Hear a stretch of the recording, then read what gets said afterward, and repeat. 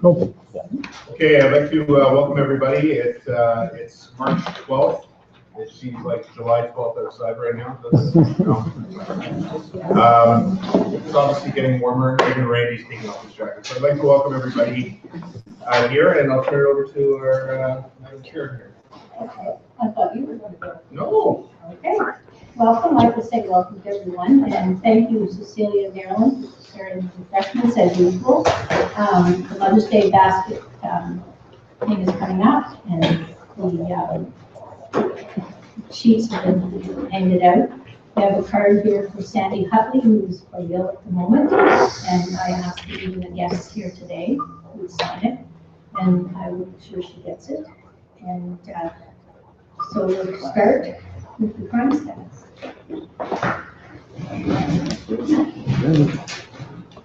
Hello, everybody. For those of you who don't know me, I'm Detective Constable Tracy Smythe. I'm the crime analyst here at 43 Division. And every month I like to present just a little presentation on what our crime stats were for the preceding month.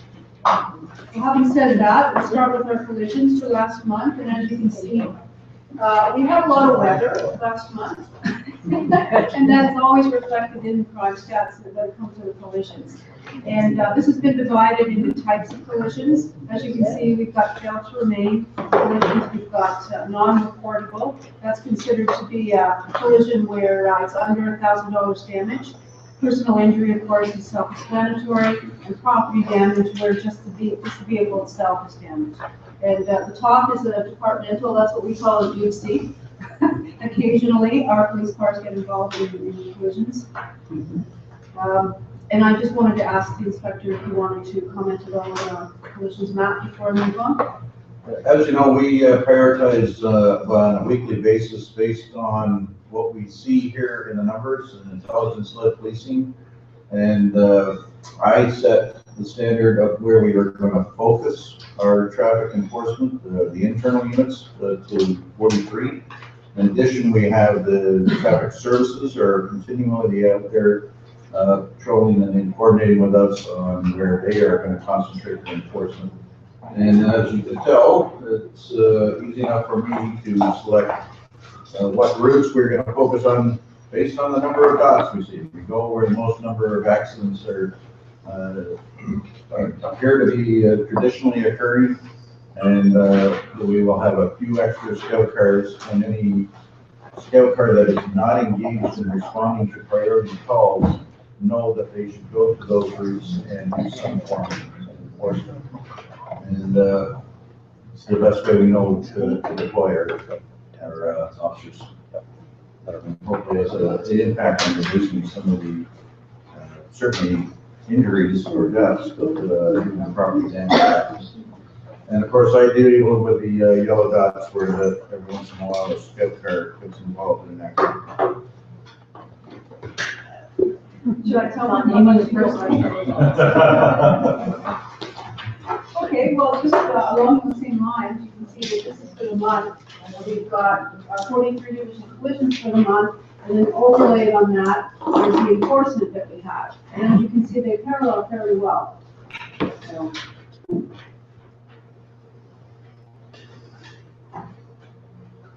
Our next map are break and enters for the month.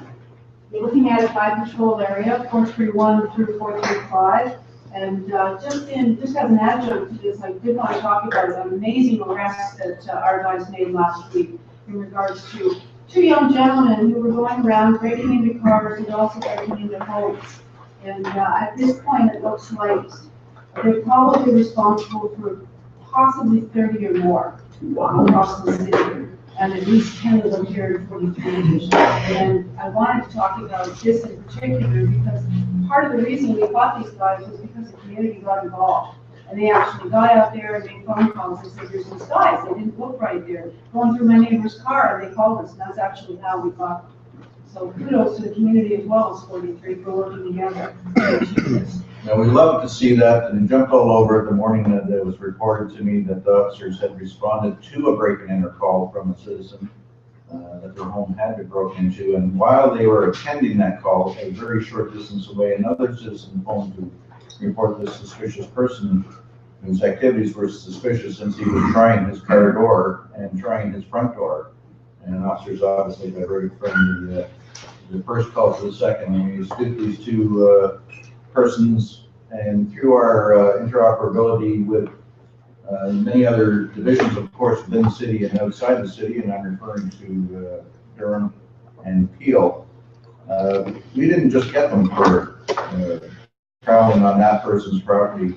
They were responsible for the break and enter a short distance away, and as Detective Constable Smythe had stated, we were able to forensically and by other means associate them to over 30 break and enters across the top of the city of Toronto and the greater Toronto area.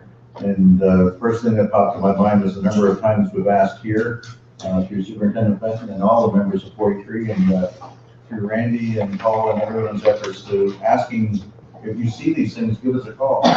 And it'll either prevent it, or at least we put these characters out of business. Sorry, it's up to the courts right now, but hopefully for a long time. And we did a fair amount of recovery of stolen property. It's just a great news story all around. In the morning that I'm speaking to Acting Inspector Marrera and to PCA Arsenal to get this out, and thank you so much for it. I got another gentleman is visiting me to say that he had reported an impaired driver on his way over here to the station to speak to me. And once again, officers investigated, and we did apprehend an impaired driver at actually the early hours of the day that we would not necessarily suspect that an impaired would be out there. And again, it was a preventative. Who knows what this person intoxicated behind the wheel at that time of day could accomplish in the way of destruction. Twice in one morning, I'm getting this through the efforts of and calls from citizens that we were able to stop these people from committing crimes. So please listen to the message that you have done, and thank you very much, especially to the two people involved in that particular incident. But encourage anybody to see something like this to give us a shout and see how it turns out. Okay, now we're moving on to robberies, and as you can see, it's not been a bad month for robberies. Of course, I'm sure that has a lot to do with the rather cold temperatures that we experienced last month.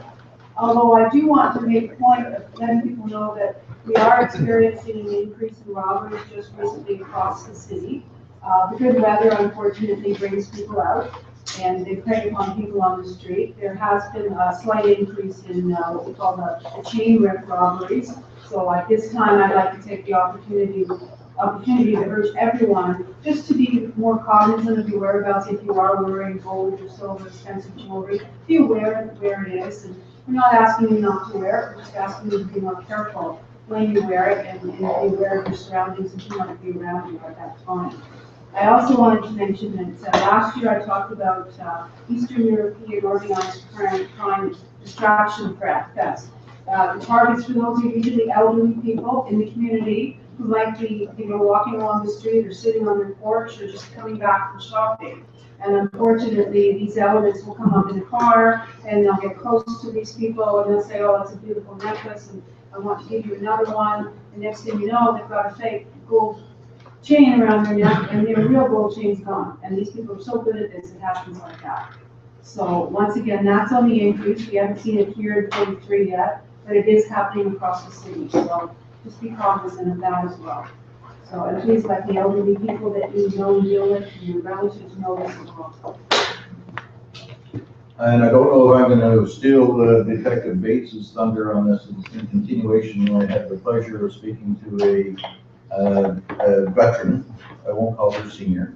She's a veteran, member of our community. Calling me to thank me and my officers for the interaction she had. She called us in regards to the number of phone calls she was receiving, trying to rip her off. It's the proverbial, I'm your lost nephew from whatever, I'm in jail, can you send me money? And every variation of every phone fraudulent effort. And she was wherewithal enough to call us and say, can you do something? Two of my officers attended at her residence and were able to assist her, and she was just so thankful. But again, one of our priorities in this station is to assist our seniors from being targeted from this type of theft, the distraction thefts we're speaking of. And again, hopefully we can reduce it. I don't think we'll ever be able to eliminate it, but be wary of it. They target the less resistant. I've been taken in the past, contractors and whatnot. I don't wear gold, I don't have any. But be wary of them. Apparently I have a new girlfriend from one of the flights. I can't think of her name. She phones so often, I just tell my wife, oh, it's my girlfriend offering free flights to somewhere. So anybody can be targeted, anybody can be created. No, I'm not flying anywhere in this girl. Just saying that they are very prolific, and it seems to come out more in the warmer weather. So we'll keep up our efforts, and again, with your assistance, we'll respond.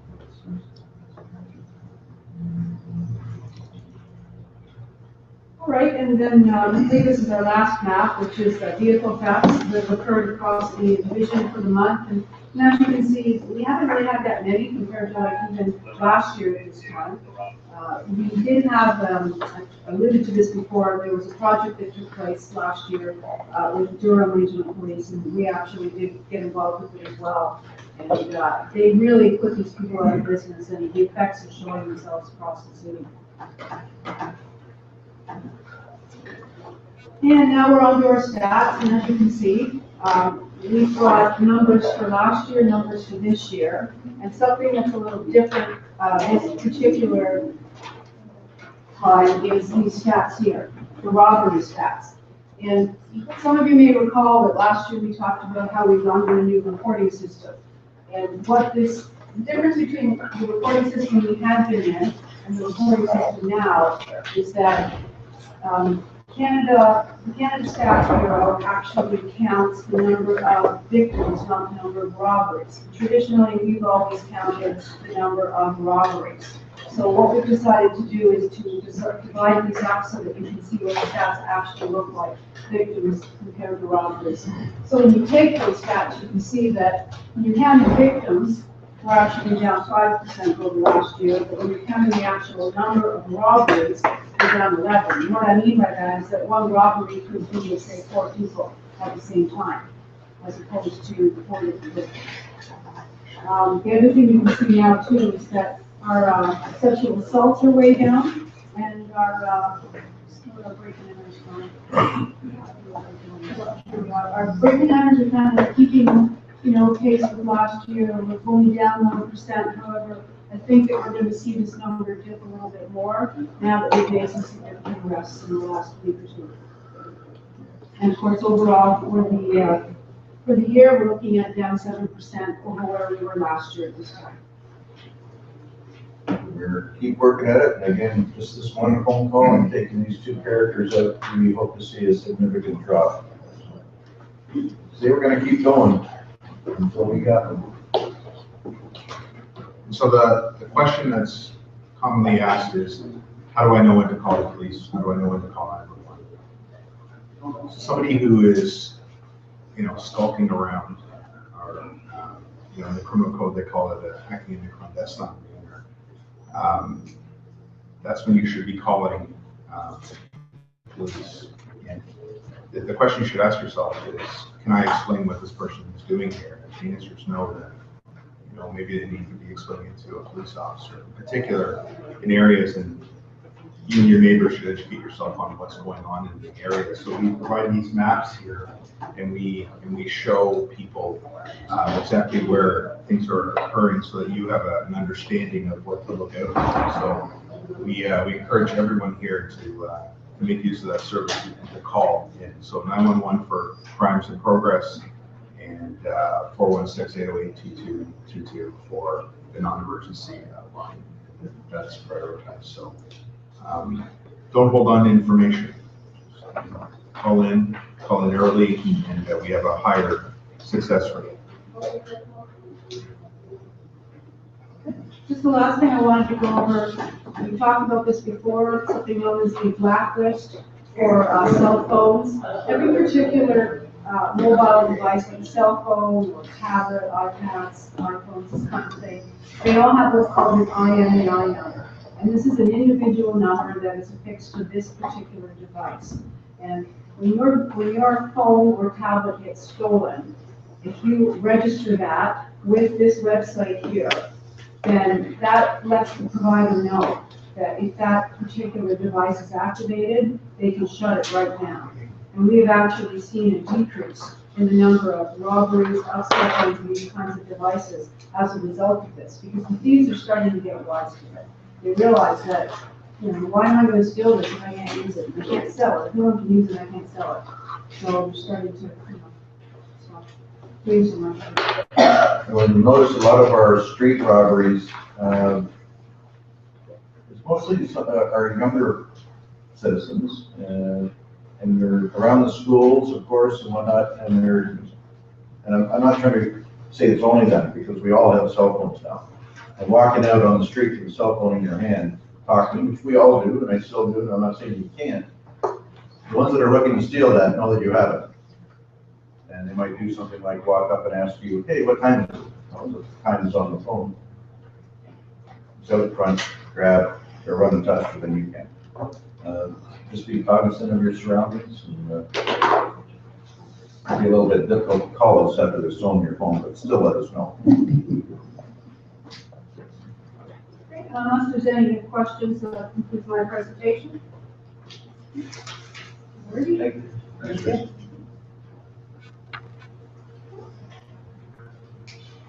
I forgot to welcome all the students that are here today from the U of T. I think Angela is going to be ferrying them all down in the bus or what it is, but we've got 2 ladies here, 3 ladies, 2, and Angela, 3, and some of these young men over here. Thanks for coming.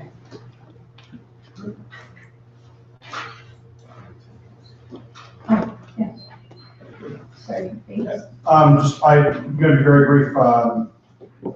You all know I talked about it last week about the Stanley Cup being here at 43 Division. We are making arrangements for that to occur again. But in the lieu time, I spoke with the director of the Hall of Fame.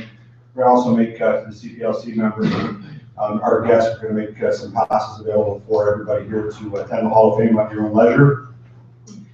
Courtesy of Hockey Canada, we'll turn around and I will facilitate that. In the next couple of meetings, we'll make sure we get some passes for everybody to take a trip down there.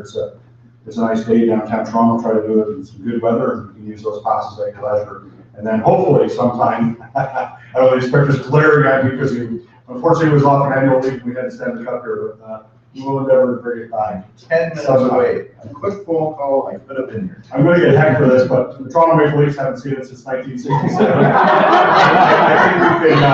I think we can probably have seen it through glass, but that's about it. I'm not anyways, that's all I really have, other than the fact that I know all about glass. My credit cards were just compromised, and I've been dealing with that all day today on the phone, so it can happen to anybody, including those that are usually very cognizant of it. So protect yourself, protect your data. There's lots of ways to do it. I know Randy runs Fraud Chat and come with a concert with a lot of educated people concerning this, and protect yourself. Nobody is immune from it.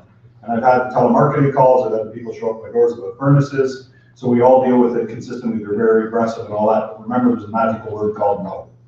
And it is a very powerful word, and you can, whenever you use the word no, you can see how everybody wants an explanation. When you just tell somebody no and walk away, it's like, oh, but, no, I just said no. So it's a very powerful word, and we're always there. If somebody's persistent, pick up the phone and say, look, you know what, I got a person at my door, they're being extremely aggressive. I told them I'm not interested, and won't go away. We will be there. Those people. So. And actually, if I can step in and there isn't another subtle point there. I've got my detective of the CIB with many, many years of investigative and police work in front of you telling you that he's just been a victim. Don't be embarrassed if you've been ripped off. It's nothing new to us. We're not going to be judgmental and say, oh, that was pretty stupid of you. We can be victims too. If you're embarrassed that you got taken in this scam, we really still need to hear it because there are others. These people are professional, they're con artists by trade. They practice it, they wake up every morning going, how can I steal this money from that person? And make them feel good about it and not realize it until the next day. Do not be embarrassed if you've been victimized by them. Let us know, we'll work it. Sorry. That's it, yeah, thank you, so thanks for your attention, and let's get to the next meeting. Thank you. All right, moving on, so, police reports. Oh, the community, yeah, the community concerns. First, anybody have questions, problems, all the answers? Put your hand up. We've got the U of T. Jerry? Thank you. I'm here with Dave, who's a resident on Grand, and he's got a concern with what is becoming probably the most prominent problem in our schools these days. I'm the trustee for the area. And that's the parking issues around the schools, drop off, things like that. We've talked about it at Joseph Brandon with this committee before. Down at Grand Hall, we're very concerned because people are just crowding into the circle and dropping kids and linking kids into the middle. And Botmar by Highland Creek is the other big one I get a lot of phone calls about because they're parking in front of residents' driveways. We've notified the principals, we've asked the principals to put out everything in their newsletters. I know the principal at Joseph Howe, right next to Grand Hall, goes out and talks to the people. I'm asking if there's anything we can do to support the residents on those streets because they really are being inconvenienced and having a real hard time because people are parking right across their driveways, being very disrespectful. Kids are running right across the middle of the road and putting themselves in danger. And like I say, we're trying to get the word out through school newsletters and websites and everything, but we still need some more assistance. Would you like to add to The court, they're filling the court with cars, and we barely get around the circle.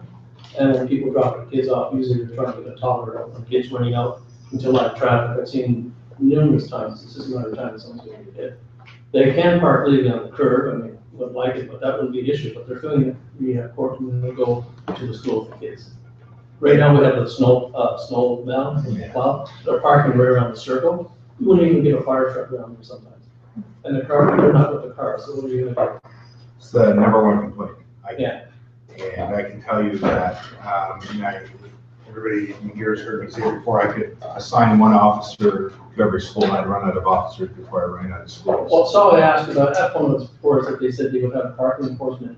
Yes. If you phone for a live call, they're too late, and I've been told by individuals that that is not, they don't really like to enforce the, giving these people tickets because. Well, I have no problem issuing tickets. No, I'm talking about parking enforcement. Yeah, and in terms of parking enforcement, I know that they'd have no problem issuing tickets as well. I think that the biggest problem we have is the window that these offenses are being committed is so narrow. Yeah. And so small. It's really 20 and a half hours. Yeah, really, that's what you're talking, right? I was going to say 10 to 20 minutes, right in there before school and after school's not as bad. I find I get less phone calls, but it's usually the morning that is the issue. Ours is the afternoon, and I was sort of going down that road for a while, and maybe just ignore it. But then I keep looking up the kid in the middle, and I see another kid almost getting nailed by somebody's rushing their kid because they're late. Yeah. And it's just a matter of time, so I figured. No, we And we have 2 days a week of parking going by at that time, ticketing the people in the court because they can't park in the court from what I understand. That would, I find if you do that, they stay away for a while. But if you ignore it for 2 months, it's way back. Right, and I can appreciate that, and calling us here at 808-4313, which is my number, and I can add it to our community complaint board here, or 4319, and to our main community response unit number. We can add it. So I have 2 officers that work days and afternoons, and that is their sole function, is just to follow up with community complaints on traffic issues. And we recognize that there's issues that happen in the morning aren't necessarily the same that happen in the afternoon, but there are similarities, and schools seem to be that. Yeah. So the issues that are occurring on the court are not unlike any other issues, but give me a call and I can put it back up on our board in terms of upping the priority for it. These officers spend not a lot of time in terms of their 10-hour shift. They don't spend that much time doing that kind of enforcement because the window is so small. And I wish it was more spread out because then we, get everyone. This really is an issue where the solution lies within the community itself. And we've tried the same thing with adding our 2 cents in community newsletters, school newsletters. We have, try to hold public education, campaigns. The Toronto Police Service as an entire service has a back to school program that we run, an initiative that really centers around school buses and school bus safety. I tell you, sorry, I spoke to our 2 dedicated traffic officers here the other morning as they go out, and they're both amazing officers, and I'm sure many have met Pappy. The only officer I've ever seen on the service get complimented when he's been handing out tickets to somebody. And I've actually got letters of thank you from people that he's issued tickets to. It's amazing. But we were speaking exactly of this, and he actually initiated the conversation regarding his attendance at schools for exactly what you're talking about. And he is also, we obviously have a rank system. I'm not here. I've been told the officers to get down as available if they're not on other priority calls. But we also have informal leadership. And Pappy's a very well-liked officer within the station. And he's talking to his fellow officers to say, hey, if you're not on a call, can you drop by the school with me? And they are doing it. But the acting inspector mayor is absolutely right. This is a community need to fix. When they have gone up to their parents, and it's we've all experienced, and I'm sure in our past or present, that we're in a rush. Oh, we're going to drop the kids off. I'm only going to be here for a minute, and I'm just going to park there because that's where I need to park to get what I want done right here for the next 3 minutes. And now this officer is going to harass me about parking here. And we do try to talk as opposed to ticket our way out of it. And so we are making those attempts, but as I say, Inspector Mayor is exactly right. We need to do more than just go in and hammer. We will, but we prefer to, with the schools, with the principals, with the community, with the parking control officers. And even with the city, Yeah. we've had the city come in and look at several schools as well to see if there's any design changes that we can make. Not all schools have that big turnaround in the front of the school. Kiss and Ride programs are a big deal. They have a huge problem with getting parents who want to staff that. Teachers aren't inclined, and since the strike for a few years ago, it seems that that's not really something that teachers want to do. Whenever we have held strictly enforcement with this, the education's over, we're going to just enforce every part of the Highway Traffic Act and city bylaws. Here's Papadopoulos now. But who he was stopping was teachers rushing to work. And that's the reality, right? The problem lies within the people that use the facility. And we scratch our heads sometimes at the carelessness of people, but we have a whole division, probably the largest division in terms of just officers working, which is traffic services, that do nothing but traffic related things. And there's lots of things there.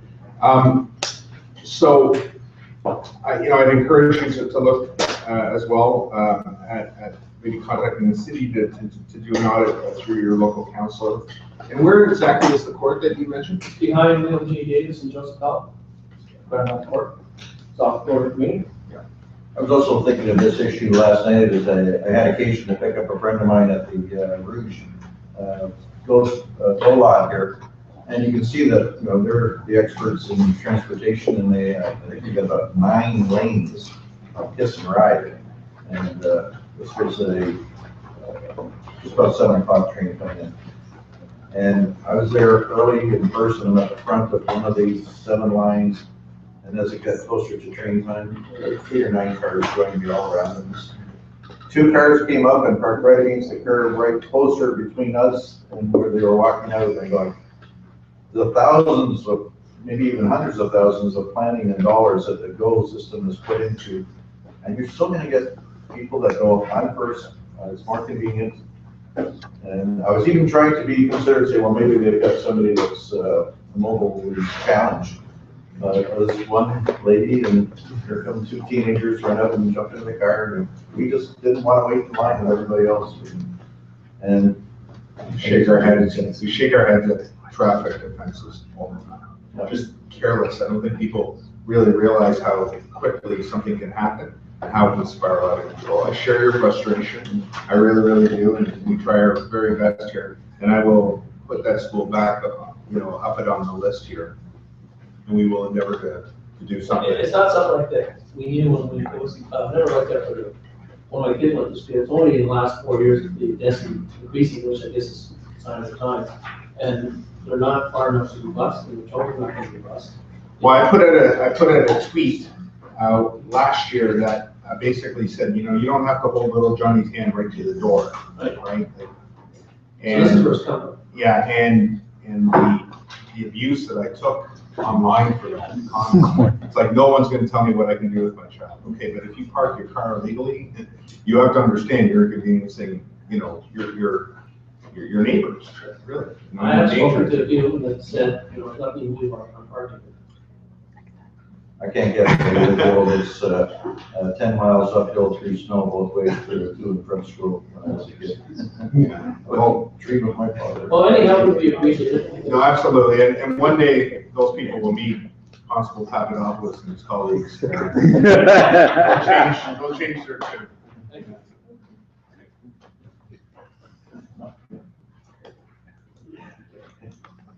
Any other concerns?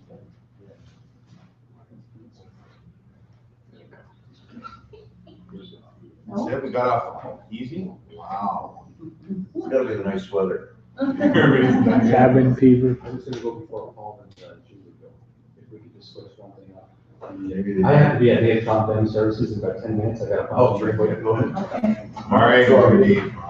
Maybe it's a time change, everybody's just tired and still adjusting. So every now and then I put my foot in my mouth on the problem, and I say things I shouldn't, so. When a certain someone walked in the door, I'm gonna quote this, okay? There should be pizza and rice and stuff like that. How can there be no food here? It can't be like this. Who said that? That's gotta stop. Gladly accommodate that we can send the bill to him. Okay? I'm We'll gonna send say- you the bill. It wasn't me. Are we sure? And that's the clean version, okay? That's all I'll say. I have to be at the job for 10 minutes, sorry about that. So, one thing I'd like to suggest regarding the next meetings, I gotta apologize to a bunch of people here because I was saying that staff and Mayor will be here on time. But I think he likes to come in at last minute with an entourage that makes it feel special. So please, maybe if the staff sergeant would come, or inspector now, sorry, would come 10, 15 minutes earlier and answer the questions, that would be absolutely wonderful. Don't make a liar out of me. Thanks, Dad. No problem. Robert Cairns and I, we actually just got here on time. We had the Don't Be Fooled event, which took place today. First, Don't Be Fooled event took place at West Hill last year, and we trended in Canada. We had another Don't Be Fooled event at a school, Danforth Tech. We trended in Toronto today. It was an amazing event. It was all over social media. There was lots of news there. The students had a good time. It was a very, very good time. So that's where we were, and that was put on by a lot of different businesses and organizations that we work with, and Financial Crimes Commission and our own TPS financial unit there. So it was a really good time. There was a reference made to the break and enter arrest that took place, and we put that on social media, on Twitter and Facebook. We put out at 43 Division here, we put out a tweet we put something on Facebook, but we put a little document together in Word, changed it to a JPEG and put it out on Twitter. I'm sorry if I'm talking, if you don't understand what I'm saying, but we put that on Twitter and included a hashtag. And basically what it said was warning people about what's taking place. If there's an unknown person at the door, yell through, be seen on the phone, something. Just don't ignore it. Just don't ignore the person at the door, so they think nobody's home. What's taking place is they may be scoping the house there, see if you're home, or not, and then there's an entry made, and if there's an entry made in your home, it can be a work situation, of course. We talk a lot about Twitter and what trends, and we throw our numbers around. Sometimes our numbers are, people like to brag, we had an exposure of 2 million or a reach of 100,000. Through this one tweet, our exposure was 5 million, but we had a reach of 2.3 million. So the reach is actually people opening up these messages and getting, opening up the tweet and getting the messages, reading the tweet and sharing the tweet. So 2.3 million people got that message about break and enters and what to do if somebody's at the door in the middle of the day. That's a pretty significant number. So I know we throw these numbers around, it seems pretty loosely, but from our office, Paul and Julie's and I office in 43 Division, 2.3 million people got that message. So we're really proud of that. And thank you to many of you as well for helping get that word out. As far as other community engagement, we're on track with all our programs in schools and all our courses, everything's going great. Social media, we had a problem with our little Wi-Fi stick here, and it's getting fixed. So I haven't been able to do as many social media talks away from the station or away from schools. And I know that a lot of people signed up for 2 CPLC meetings ago for a social media course, social media basics, so you can understand what I'm talking about. If I say Twitter, hashtags, how to follow a hashtag, how to get information down for our crime prevention tips, or just different information.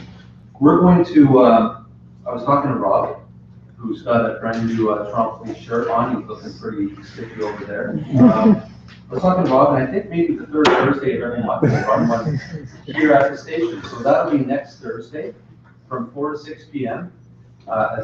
Assuming I can clear it with, this was just me a few minutes ago, as soon as I can clear it with my supervisors, maybe the 3rd Thursday of every month at 43 Division. First one will be next Thursday, 1 week, from 4 to 6 p.m. Come here. We're going to teach you about social media, teach you about hashtags. If you don't have an account, we'll help you set up an account, and we'll walk you through some of the basics, okay? It'd be nice if it was directed towards, we're going to direct it towards adults and seniors, but of course, anybody's welcome.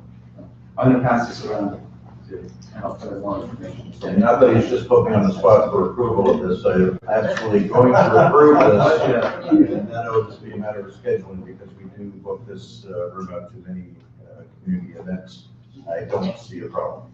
Will it be catered? Yeah, Luch, that's the question. Luch just asked me, he said, do you think there'll be food? I'm glad Luch asked that question. Would there possibly be some type of food? If you come, you can provide food as I can tell you that I attended one of these lectures up at Pope John Hall at the beginning last year, and for those of you who, like when he starts talking this code word and I start glazing over and thinking about the days when the Leafs won, I came to learn what they were talking about, and it was very informative, very relaxed, very easygoing. I do encourage anyone that would like to know to attend. One of the hashtags PC Papadopoulos uses located around the is called Pappy's Tips. He's traffic enforcement, and he throws a set of tweets, not just one a day. I think he throws half a dozen a day, or if not a dozen. And he uses the hashtag Pappy's Tips. And basically, what this is a traffic enforcement officer giving you tips on how to avoid tickets, but tips on driving are according to conditions and things that police look for and what you can do on the road. So that Pappy's Tips gets retweeted by officers all over North America, and I think I've even seen it in the UK now. So it's a very fun hashtag. We try to have fun here at 42 Division. But You tell them where you're set up too, don't you? Sometimes, yeah. Right when I'm done. And if they don't, and if I pass them, I'll tell them where you're set up. Besides that, I went to the PACER meeting last night. I sit on the PACER committee, and we're talking about our body worn cameras, which is a hot topic. It was quite a meeting last night. We're going to get a lot more information on that, which will be distributed through my supervisor, not myself, and that'll be on the 23rd of March. That's when the training starts, and cameras are going to, officers in 42 Division will be wearing cameras in there. There's 3 different types of cameras now. There's all kinds of information about that. I don't have, the authority, but I don't know enough to even speak about it myself, so. As information to the common, it'll go through our supervisors here. Any questions at all? And just around that issue of the body worn cameras, in case you weren't aware, I am also not up on the details of how it's going to be implemented, but I can tell you that under Inspector Marrera's direction on our CRU, community response unit, we are one of the pilot stations, so you will see officers, I don't, was it the 23rd that we're commencing? That's right. Yes. And that you will see 43 Division NSU or CRU officers with the cameras. I'm quite happy that we are part of the pilot. There's going to be many challenges on how this is implemented. It's going to be not just a challenge for 43 Station or Toronto. This is I believe I could easily say North America wide, that there are many concerns from many directions, and it's going to take everybody a long time to iron them out where it's acceptable for all. But I'm glad that 43 are going to be part of that pilot. Yes, Susan? Just going back to what you were saying about next Thursday's social media Yes. information night. If one does not have a smartphone, could one bring their iPad? Does that make sense? Yeah, no, that's a good point. I should have said that. If you don't have a smartphone, bring a computer. The reason why we're going to hold them here is because we have Wi-Fi at 43 Division. So bring a computer, bring a smartphone. I'll have a couple, but I won't have enough to supply to everybody. But if you have questions, then I'll be able to look at my laptop and such and direct you. I'm looking forward to the body camera project as well. There was a lot of benefits. I think it's a good idea. There was a lot of issues that were brought up that from the community and the police that I've never thought of myself. And I think when you look at the way there's a lot of resources in the states that wear body cameras, and 2/3 of those have no service governance on how those cameras are to be used. 2/3 of the police service in the states, and that's hundreds of thousands of body cameras. When you look at our rules and procedures and what we do and what we have to do, it's amazing. I really think the public's going to be pretty happy with this. So I actually sit on the committee that's implementing it and coming up with the service governance. And I can tell everybody that 23rd is when the training is starting. There's still some legal opinions that were gone back and asked some other questions. Inspector Barsky attended here a few months back and actually presented to this group here on the body-worn cameras. I don't know if you remember that. And he's actually leading this program for the service. And Mike and I are very good friends. We live right near each other. We were partners before. And I was happy that he included 43 in it. But I can tell you that there's a lot of competing interests here. There's the legal questions that surround just the legalities of getting that information into court, and then there's the privacy issues as well that compete with it. And in between there, you have the Ontario human rights interests and some of the other things. So although we're aiming for April, and that is we are ready to go.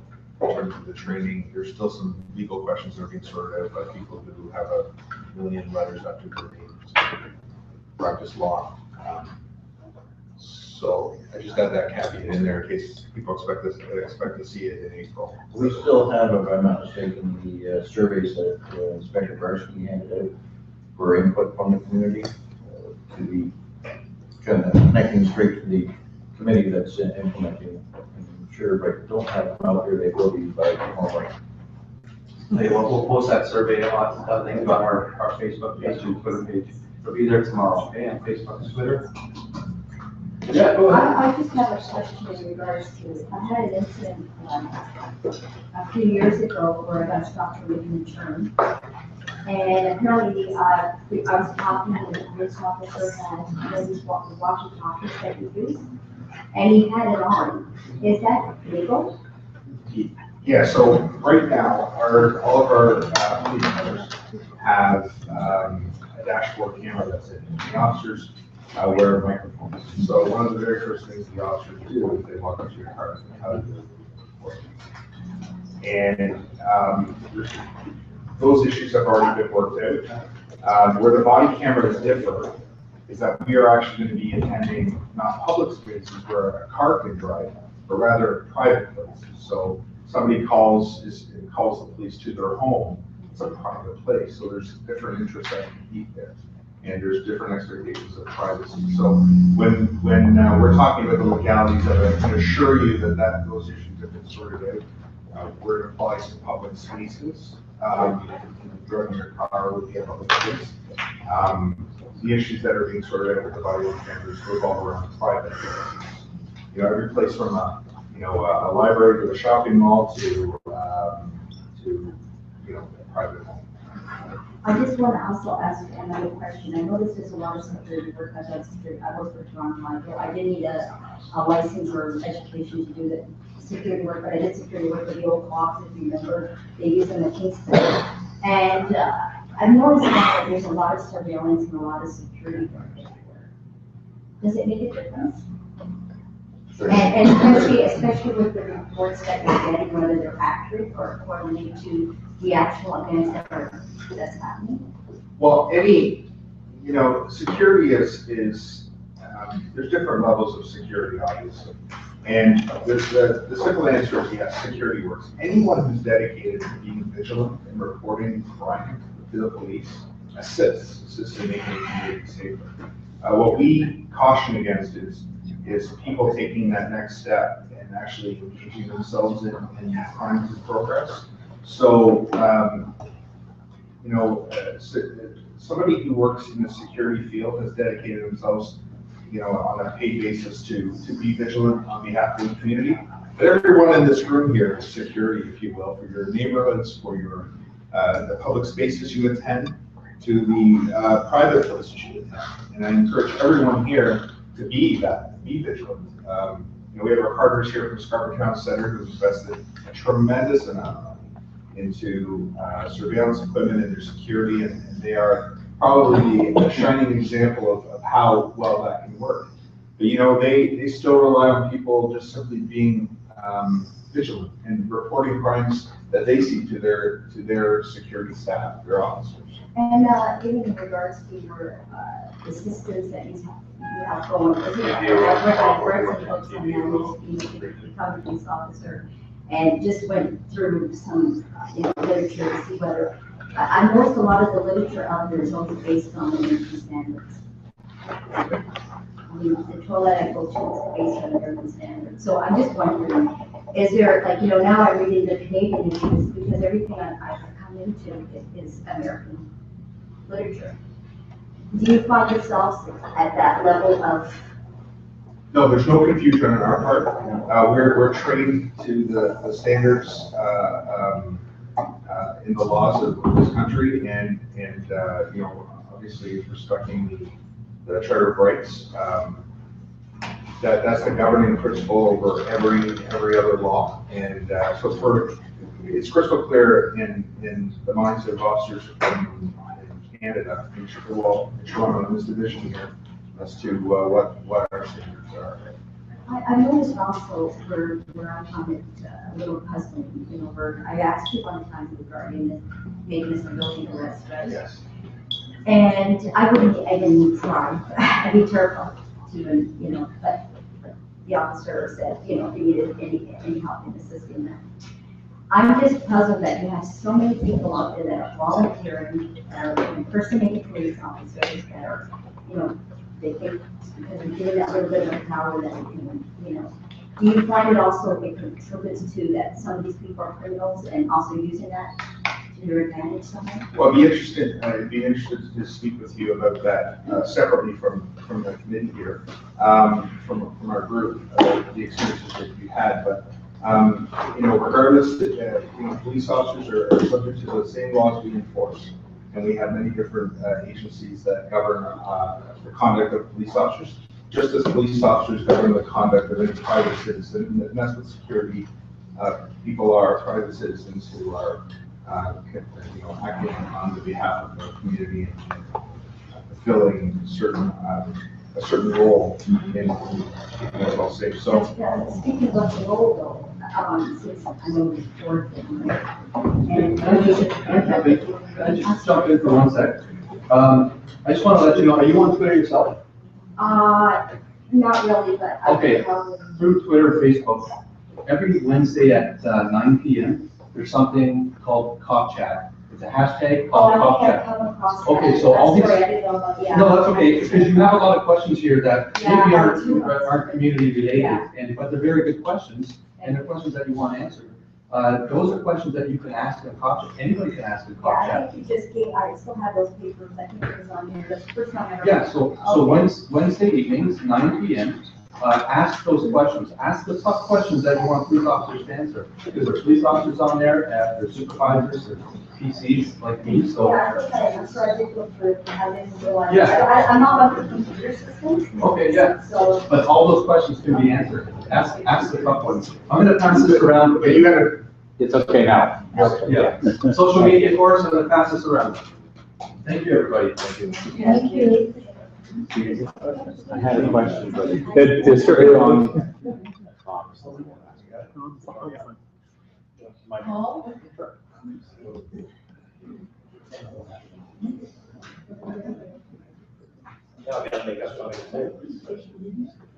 Afternoon, everyone. Wanted to say a special thanks to Ron. It's great to see you again. It's been a while. And I'm going to say an old friend, but a long-term friend. How's that? Better? Time's getting on, great meeting, but just want to speak briefly on one thing, and that was the importance of calling the radio room for calls. And I know we've gone over that before, and I've had over the past couple of weeks a lot of calls to individual officers reporting crime. And it seems very common sense if you're not aware of how the system works. And I know Randy's had dispatch supervisor before to talk about it. But it is so incredibly important, and officers are asking this. We'll act upon it, but please don't leave reports of crime on people's voicemail or emails. And what happens is when you do phone communications, 911, or we do 2222, non-emergency line, they both go to the same building. Same officers will respond, and it's just a prioritization of the way they happen. When you phone in, those calls are recorded. There are people that are there for the sole purpose of asking information, asking the correct information. From there, we can then check the calls. So if there was a call came in last night for a robbery, for example, and Tracy gets a call, or Adam or myself, we can then check on the computer. We can check where that robbery took place, some of the actions of the officers there, how long they spent, and on and on and on. And there's that permanent record. When someone phones in, and well-intentioned, but especially when they phone in on someone else's behalf, that entire system of checks and balances is totally circumvented, and there's no way of searching that, so we don't know what happened. It becomes an officer safety risk as well. So let's say Detective Bates is on holidays and he gets his voicemail filled up with 2 or 3 calls for someone that's been standing on a corner with a knife every night. There will be no way of searching that. However, if it got on communications, there's a history that will go. So when that officer comes to deal with that person with that knife, actually there's been 3 calls come in Monday, Tuesday, and Wednesday of that week, this week, and then we'll know that there's a history. Again, all that is circumvented. So we're just asking the importance of that. Ask me how I know, right? So we'll still deal with it, but let's just do it through the front end, and there's a very important way to do it. The other problem too is when we're getting things secondhand, get us going in the right direction, but we then have lost a witness. We can't use you for court until hearsay evidence. If I see something that James did, I can get you going in the right direction, but I can't go to court and say, James saw such and such a thing. There's a number of reasons for that. We can't cross-examine, and the courts just don't allow that evidence, okay? So very, very well intentioned. The other thing I did want to touch on, and we're seeing a bit of it, it's good to help us out, but if you start being that lightning rod, you're going to find yourself potentially as that victim as well. So be a community leader, but direct people through communications if you could, please, okay? The other thing I will say, just very quickly, had the opportunity to speak with Trustee Chadwick on a couple of things, and they're great. And just want to address about the school. The one issue we do see, Julie and I had the opportunity to go out. And unfortunately, if you think of it as a factory where it's processing that line, which is dropping those kids off safely, there's not always the best conveyor belt going. And by that, I mean, we need a kiss and ride in that going, and we don't have it, right? So the students come up, they're picked up by a teacher or a parent, they're gently pulled out of the vehicle, and the vehicle moves on. Not every building is set up for that way adequately. And the other thing too is we get into complications like someone's helping, who is it that's helping if they hurt their back and they get out or whatever. I can tell you in other regions, though, it does work extremely well and very, very efficiently. That's how we have to move them. So you can have enforcement officers come, but the problem is they do a lot of moving violations and not parking. So they will get some tickets, but not always as many as you'd like. So they'll get somebody doing 1 kilometer an hour type of thing. So that's it for now. Thank you very much. Thank you. Thank you. You have something to read? I just want to, just for 2 seconds, just get people's minds thinking about East Toronto Safety Expo. It's going to come up on May 13th between 6 and 8:30 p.m. It's over near the DVP in Eglinton, but basically consider it a home show for crime prevention. So all of the things that Tracy has spoke about, Metalex, the protective screens, the protective glass covering, all that type of thing. It's all those vendors in one area just to essentially sell and talk about crime prevention, along with Crime Stoppers and all the government related stuff. I know we've talked about crime prevention stuff before, so that's just a one-time event. As the next CPLC meeting, I'll have a list of everyone who has signed up, but it's going to be on Wednesday, May 13th from 6 p.m. to 8:30 at 77 Winford Drive. And Marilyn, just a heads up, it does say approach your CPLC for a $100 contribution. So I'll see you later. You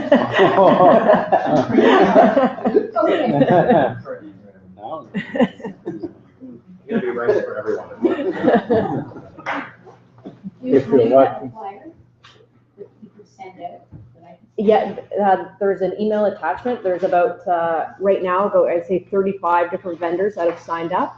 So I'll have that for the next meeting with it. Now it's just getting everything organized, but with who's confirmed. Will it go out to the whole community or just the CPLC? It's through essentially all the divisions that are east of Yonge Street. So I'll email the whole package to you. That's it? That's it. That's it? All right, so that ends the public portion here. So we'll end the recording here.